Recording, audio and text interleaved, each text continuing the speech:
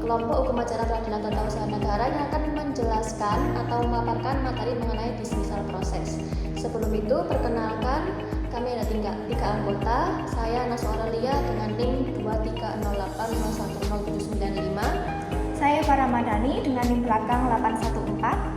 Saya Sabrina Salama dengan NIM 2308010806. Nah, pada kesempatan kali ini kita akan membahas mengenai 5 hal tentang dismissal proses. Yang pertama, yaitu dasar hukum dan pengertian dismissal proses. Yang kedua, tujuan filosofis dan prinsip kecepatan pengadilan. Yang ketiga, sifat pemeriksaan dismissal proses. Yang keempat, mekanisme pengawalan pada dismissal proses. Dan yang terakhir atau yang kelima merupakan kriteria fatal yang menyebabkan gugatan dismiss. Kita akan membahas mengenai dasar hukum dan pengertian. Dismissal proses sendiri diatur dalam pasal 62 Undang-Undang Nomor 5 Tahun 1986 tentang Peradilan Tata Usaha Negara. Bahwasanya dismissal proses adalah tahapan pemeriksaan pendahuluan yang bersifat tertutup dalam hukum acara peradilan tata usaha negara yang dilakukan oleh ketua pengadilan atau seorang hakim.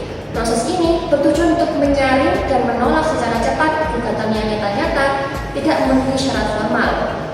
Yang mana hasil dari proses ini adalah sebuah penetapan yang menentukan apakah gugatan dapat dilanjutkan ke tahap pemeriksaan atau langsung ditolak. Yang selanjutnya adalah tujuan filosofis dan prinsip kecepatan peradilan. Tujuan dismissal proses atau rapat permusyawaratan adalah untuk menyaring gugatan yang diajukan ke pengadilan tata usaha negara apakah gugatan tersebut layak dan berhak dilanjutkan ke pemeriksaan pokok perkara. Proses ini dilakukan untuk mewujudkan peradilan yang cepat, pasti, sederhana, dan biaya ringan, serta memberikan legitimasi hukum yang jelas bagi para pihak yang berperkara. Selanjutnya, kami akan membahas mengenai kriteria fatal yang menyebabkan gugatan didismiss. Nah, hal ini diatur dalam pasal 62 ayat 1 huruf A sampai dengan huruf E Undang-Undang Nomor 5 Tahun 1986, yaitu yang pertama, pokok gugatan tersebut nyata-nyata tidak termasuk dalam wewenang pengadilan. Yang dimaksud dengan pokok gugatan menurut penjelasannya adalah fakta yang dijadikan dasar gugatan. Atas dasar fakta tersebut, penggugat mendalilkan adanya suatu hubungan hukum tertentu dan oleh karenanya mengajukan tuntutan.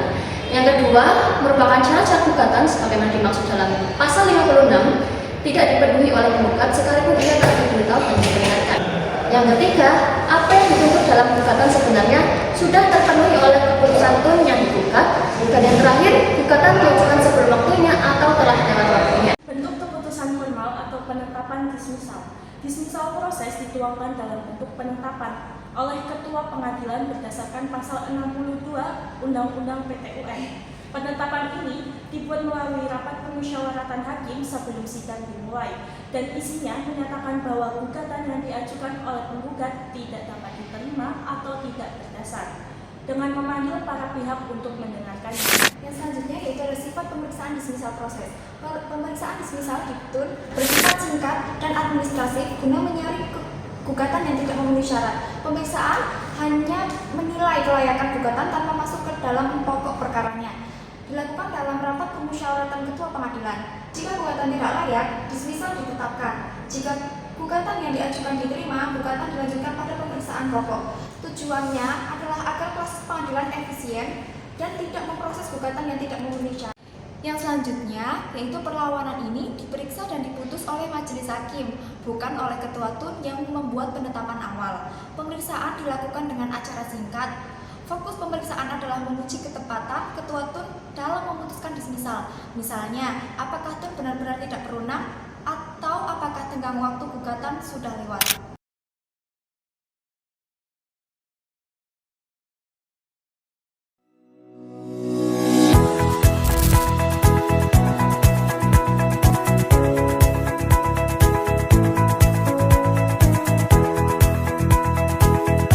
Selamat datang di Pengadilan Tata Usaha Negara Semarang.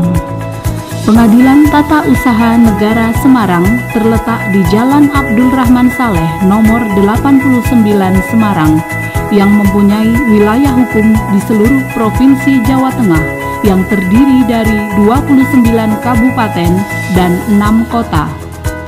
Dengan wilayah hukum yang begitu luas, seiring dengan kemajuan zaman dan teknologi yang terus berkembang, terutama dalam era digital sekarang ini, Pengadilan Tata Usaha Negara Semarang dituntut untuk memanfaatkan teknologi guna memberikan pelayanan yang berkeadilan bagi para pencari keadilan.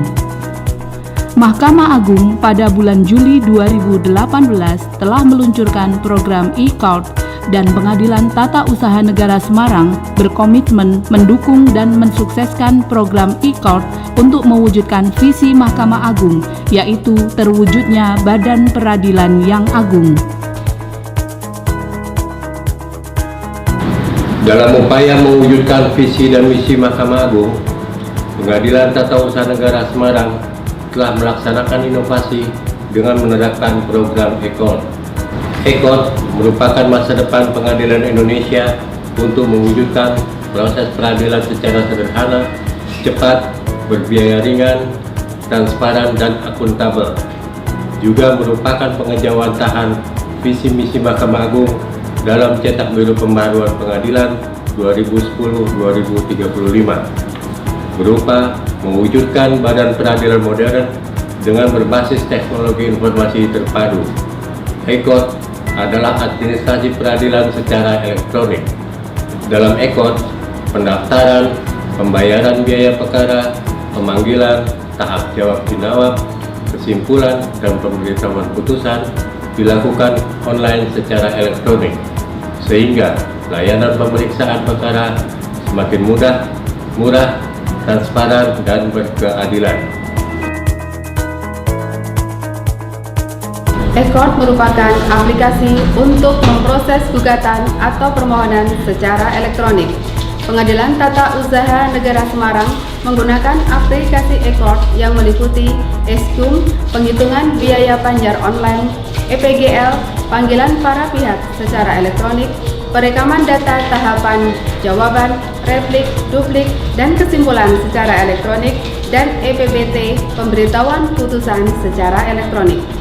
e-skum Pengadilan Tata Usaha Negara Semarang telah bekerja sama dan didukung secara khusus oleh BRI KCP Karangayu, dan Pengadilan Tata Usaha Negara Semarang telah memiliki nomor virtual account di BRI KCP Karangayu dengan nomor 198453363, sehingga para pencari keadilan dapat menggunakan nomor virtual account tersebut untuk melakukan pembayaran. Untuk melakukan pendaftaran secara online, advokat harus mendaftar terlebih dahulu di aplikasi e-court Mahkamah Agung dan memiliki akun. Setelah terdaftar sebagai pengguna terdaftar, dengan memilih atau datang ke Pengadilan Tata Usaha Negara Semarang, dan Anda akan diarahkan untuk melakukan pengisian formulir secara digital di komputer. 1. Pilih pendaftaran perkara. 2. Pilih tambah gugatan. 3. Pilih Pengadilan Tata Usaha Negara Semarang. 4. Pendaftaran atau upload surat kuasa. 5. Lanjut memasukkan data pihak. 6. Memasukkan atau upload berkas perkara, posita dan petitum, dan data pendukung. 7. Mendapatkan skum dan virtual account dari petugas PTSP, cetak skum elektronik. 8. Melakukan pembayaran melalui virtual account ke Bank BRI. 9. Mendapatkan nomor perkara. 10. Menunggu relas panggilan sidang pertama. Setelah mendapatkan e-skum, segera melakukan pembayaran melalui virtual account di Bank BRI. Setelah melakukan pembayaran, akan mendapatkan nomor perkara dan tinggal menunggu panggilan pengadilan untuk sidang pertama.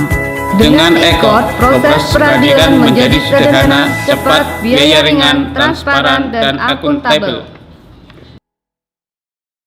Sekian presentasi dari kelompok 7. Apabila ada kesalahan atau kekurangan, mohon dimaafkan. Wassalamualaikum warahmatullahi wabarakatuh.